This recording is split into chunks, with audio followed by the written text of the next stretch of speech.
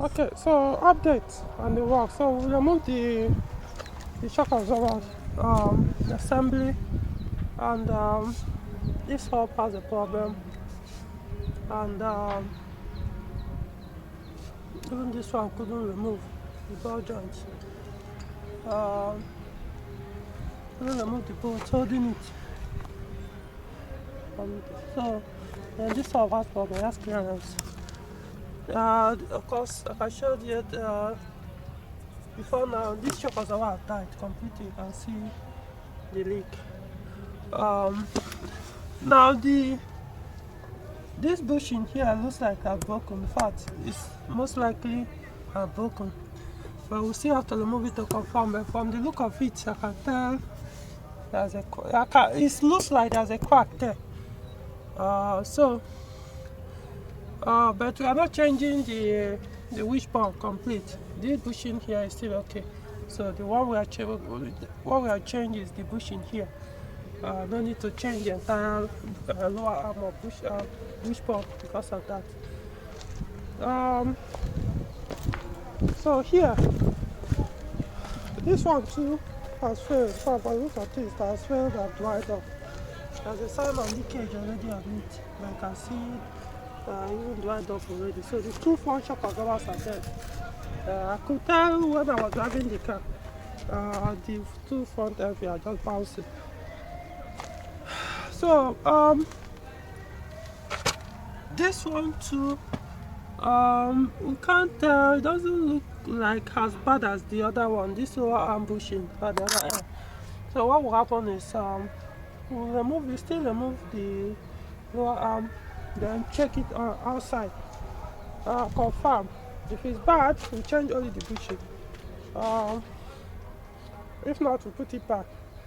So my point is, no matter what, we are not changing the lower arm because of failed bushing. We can always replace the bushing only. So what now happened is I talked with the owner. I recommended we buy the complete assembly. Order it. It comes complete with the disc and the rest. So what you could do is,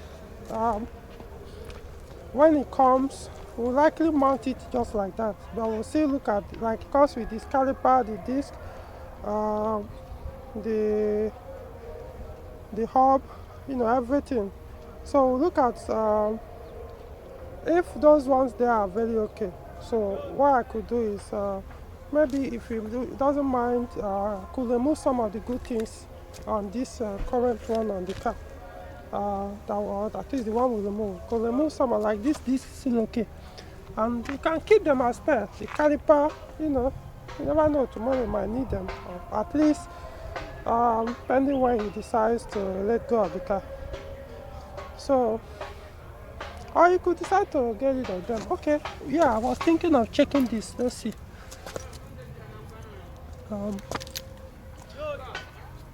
Okay, the stabilizer link.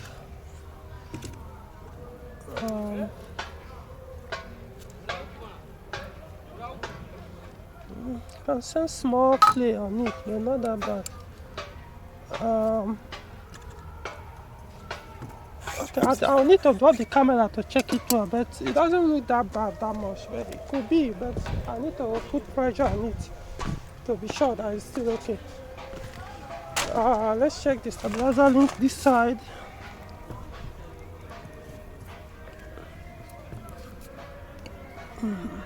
Okay. I don't think they're okay. I don't think we need to change the stabilizer link, but I'll still check and maybe get a second opinion. I'll ask the mechanic too that I work with to help me also check it. But once I drop the camera, I'll put pressure and turn it very well in case it's bad. But most likely I'm not changing, but we'll see. The brake pads are dead. They are not bad, but they are not there, but these are not good ones, so we're changing it. Let's see the one that will come with the assembly we ordered, because that one is also coming with the brake pads. Remember, it's used. So if the brake pad is good, if it hasn't worn badly, so what will now happen is we'll return the new OEM brake pad, unless the owner still wants to put it. So, or you could keep it depending when the one that will come with the newly purchased hub. Or can you, the one I come with the hub, the caliper, everything. If that one wears out, then you cannot put the new one. Or we'll return the new one. It's not a must, But it's just that I believe you get a point. You might not easily see them in the market anymore, So so concerning the timing, for now, the advise not to bother anymore. For now, this probably will be after we are done with the suspension. Then we'll mount the timing tensioner. Since the old one is bad, we'll put another good used one. So I'll couple out that side. Okay, so that's basically the update. So we are not putting all these things back anymore, including the this and the rest. So the shock absorbers are dead completely. So I think that's the update. The drive shafts, so far they all of both appear okay. No leakage from the tube or the rubber, and then what they call hoses. No, this one is leaking slightly. Unfortunately, this particular thing is hard to get, so probably might have to live with it for now. Because most of the used ones I've purchased for people, or even for my own car, to put them 2 days later, they all start leaking, splashing grease everywhere. So these days I don't even bother replacing, until I see a good one. Luckily, I was able to get a good one recently for my own car. So, but when it comes to other people's cars, I tend to avoid. Honestly, sometimes I get buying them myself, because you could buy it and drive out 2 days later, it start leaking, and the owners will not be too on you to return. By that time, I know the kind of stress it takes to remove this thing. So I just avoid them. If the person, I would rather the owner to buy them themselves than me buying, until maybe new one is available, especially for the V6. Then yeah, I will buy. But these ones, what you see in the market, are mostly for 4-cylinder CV joints. The CV joint for the V6 is much bigger than the CV for the 4-cylinder. I'm talking about this and this. They are not the same thing with 4-cylinder. 4.6 V6, all V6 and EW12, they use same type of boot. You can tell that their drive shafts are usually much bigger. So the 4-cylinder drive shaft tubes CV joint rubber covers cannot fit it. Okay. So these ones are hard to get new. They are for Nigeria now. I'm yet to see a new one, unless maybe they are already available. But because of the last time I checked, they are not available. Only used, and used ones.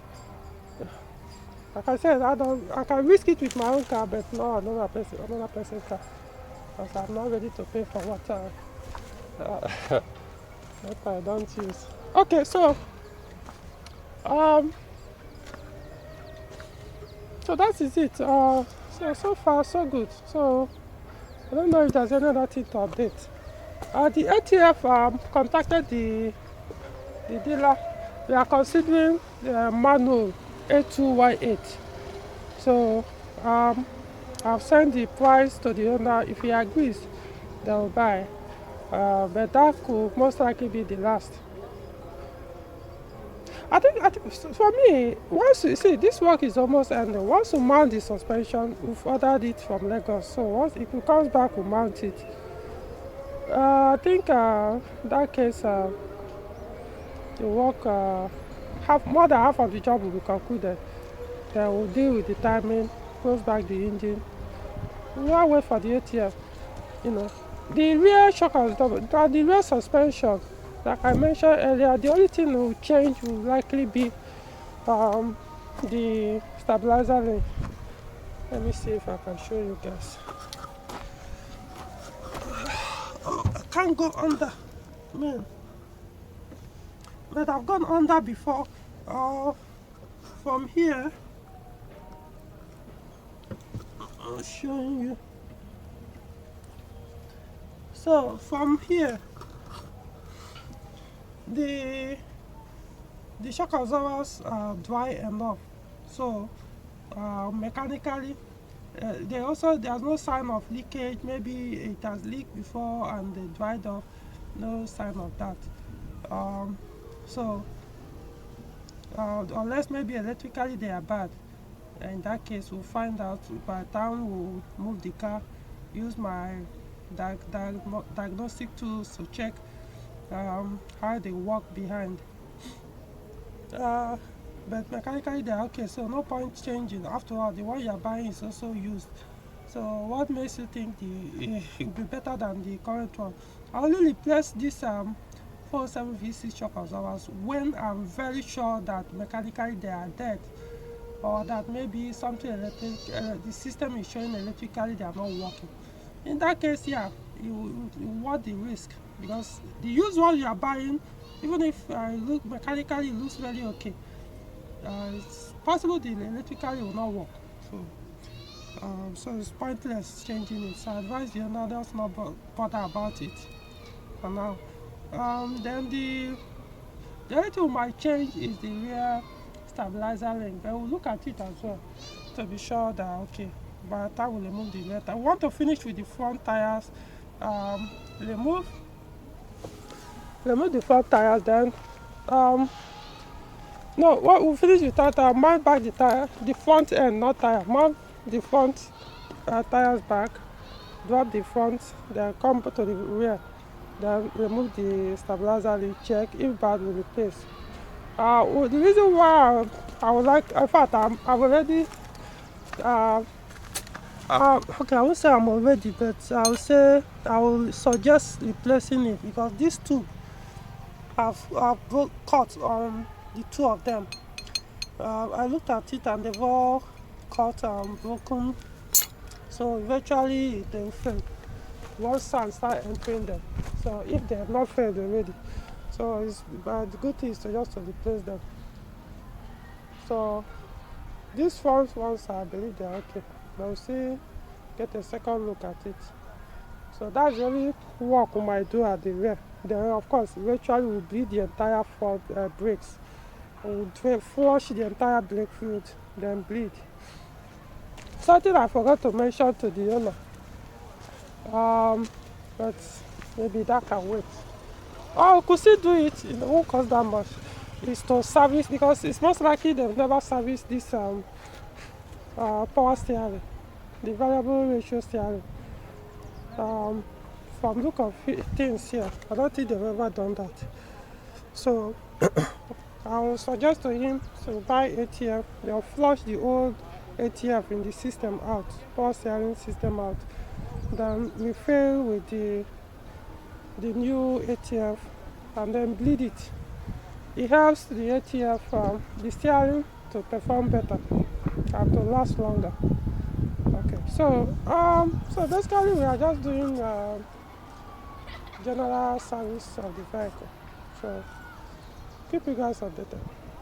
So update. Now we want to deal with the timing. So this timing, because it did not set before. One thing about this is if you tamper with the timing without setting it the first time, let's assume the timing is correct and you want to change the belt or remove the belt and you do not mark it, you are going to suffer before you can get the timing right. So the easiest way to get it right from the beginning is to mark the belt on the sprocket before you remove it. So now this current one was not marked. You can see they did some work on the sprocket. This is the VTC sprocket. I think it was leaking oil before, so they removed it and then sealed them or changed the seals inside them. So in the process, that was when they damaged the timing tensioner. So now to get the timing right, I don't want to. We tried it like 3 times and it keep jumping one teeth. So we decided, you know what, I'm going to use mine to correct this one. So let me show you. So because of that, I had to sacrifice my coupe for it. Now this is the marking. This one is correct, I've changed the belt before. So this is what I usually do. You can see the mark on the sprocket. You know so likewise the down one. So now look at the one on the crankshaft sprocket, that side. You can see I gave it 3 line there. Cross it, that one line, then cross it to 3, then followed by the first sprocket on back 1. Gave it 2 cross on. That's what I mean cross. I mean cross it twice on the one line that touches the sprocket, so that once I see this one, I know this is for first camshaft sprocket on back 1, while this side of the belt with 3 lines is for the crankshaft sprocket. So this is the first bank 1. Once I see this line, it means it's bank 1 VTC sprocket, bank 2 VTC sprocket, bank 2 camshaft sprocket. That's the exhaust camshaft sprocket. This is the exhaust camshaft sprocket as well. So what that means is when I remove this belt, just as well I want to put another belt, I'll use exactly count the number of teeth between here and here and do this marking the same way with this, so that when I want to put the other belt, the new belt or whatever belt I want to put in place of this, it will just enter exactly this same spot on the camshaft. You can see actually I put this mark all the way to this point,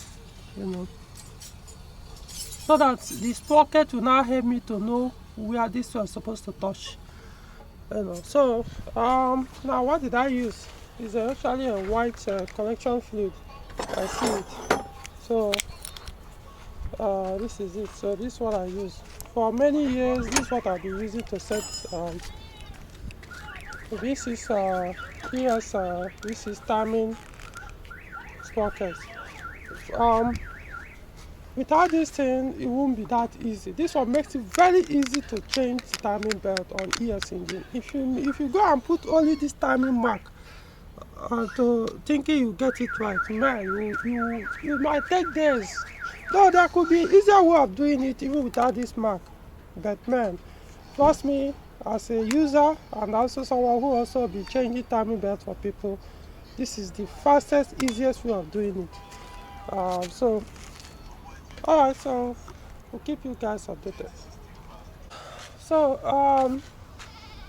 update. So concluded on the timing, and you can see we'll be able to set this timing by removing this one, using the timing mark on this one to set this one, set the sprocket. First of all, I had to mark the belt and mark the sprocket, this one, and this one, using the mark on mine. So that's how we're able to get it. So we completed it, so we are putting everything back. As you can see, we're almost done with my covering everything. So I had to remove my own timing belts too. And let me show you how I did it. So this is the old one we removed from this is salon we are working on.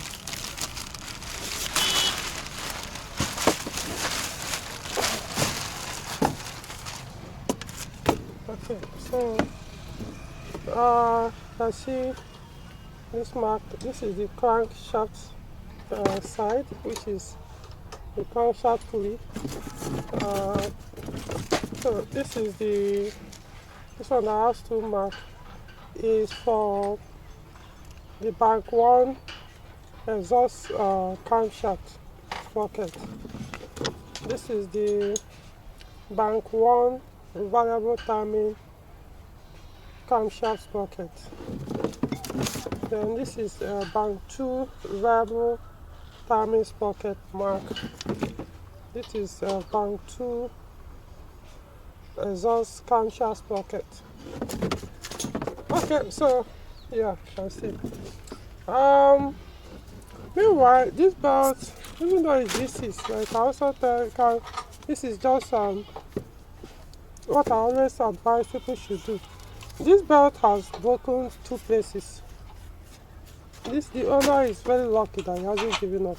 Probably because he's V6. If it was first cylinder, probably better separated. Number one, you can see this is the first one. You can see the first cut here. Now there's a bigger one. I was just surprised that this thing didn't give up. Look at it. Almost deep cut into it. So do not take your cars for granted. Do not take your, even if it's a V6 Peugeot car, change your timing belt when it's due. Now this car, assuming that the engine on the car is still the one the car was produced with, is a 2004 vehicle. So how many years now? Do the calculation. Remember, Peugeot said change the timing belt every, I think, 9 or 10 years. Trying to remember. Or 108. Is it 190 or 180,000 kilometers, whichever comes first. So as it is, at least it has exceeded the recommended year. So for change, it has passed 9 years, obviously. So I've forgotten the mileage of the car, whether it's up to that 180,000. But the belt has expired, so it can no longer do its work. I'm trying to check how long the engine has run. Like I said, if this is the engine the car was produced with, so 20 years. So the car is now 20 years. So yeah, it's long overdue.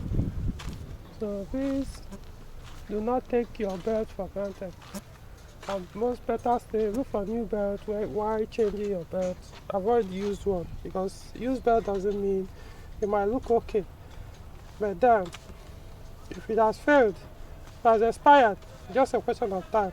So the used one you are buying is possible that maybe it hasn't actually done much work. Maybe it was put in a year before the engine was sold, or it ran only 10,000 kilometers before it was sold. So in that case you enjoy, but how would you know? It's possible it has already gone more than 200,000 kilometers, or maybe it has exceeded 10 years. So you wouldn't really know. So the best is go for new. This is the lower arm bushing we replaced the other day. See, this one has broken. Okay. This one partially broken, but not fully though. Alright. So I think that is that. Oh, by the way, the ATL, I'm getting the ATL to service the gearbox. So there are actually two ATLs, two containers. You can see this manual 3309. JWS, I see one, blah blah blah. Toyota Tati, blah blah blah. So many cars made in EU. So I bought 8 liters. I see them here. So we're still waiting for the suspension to arrive. So that once it arrives, we'll mount it and also start the vehicle and service the gearbox. Then we drain the brake fluid, or more like we flush the brake fluid, flush the power steering fluid, and that will be all. Yeah, I don't think we have any other thing. These are another thing is the spark plug. I will actually look at it to know if there's a need to replace the spark plug. No misfire, nothing, but I just want to know what is there. If the spark plug there is the wrong one, they will change it. If not, I don't need to touch the fuel injectors. But we'll see. Usually, whenever I remove the intake manifold, I want to use the opportunity to fix whatever that needs to be fixed or service behind the manifold or under the manifold, so that we won't have to go there again. So most likely I might remove those fuel injectors behind, service them, maybe the one in front as well, service them and put them back. I know we are done. So if you are putting new spark plugs, that's if you are putting new spark plugs, then we'll have everything done. Okay, so that is it for now. But I will check the air filter to be sure it's not blocked or bad. Alright, so I'll keep you updated. Okay. So update. So the suspension kit have arrived. So you can see the disc, the caliper, this shock absorber housing, the shock absorber itself. This is the driver's side. With this height, it's not the height, it's a travel solenoid. Is this solenoid? Yeah, trying to remember the name. So it's okay. The shock absorber, yeah, looks very dry, looks very okay. The calipers, yeah, the brake pad is not TRW from what I can see here. Actually looks like the one that we removed from the car before. Anyway, so the ABS, the wheel hub bearing looks okay. That's where the ABS will work. Okay. This is the second one. This is the second one. Here is the passenger side. You see it here deep. The brake disc process as well. All these bushings. Shock absorber, it's okay. Likewise, this one too, it's okay. The bearing, yeah, the ABS sensor works. Okay, so far,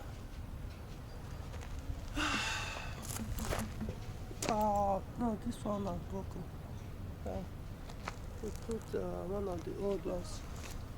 No, you can see the use. Just that this connector won't be able to grip very well. I think what we'll do is even the ABS sensor, we'll use them. We'll just do cut and join here. It was cut off somewhere. Then join it here and see what happens. Since the two are between the front are also showing faulty, so we'll probably use this ABS sensor. Okay, so that's the update. Then I'll put it up, mount. We are going to use even this caliper. We'll remove the old ones, so I can mount the CV joint, the drive shaft, and continue from where we stopped previously. All right.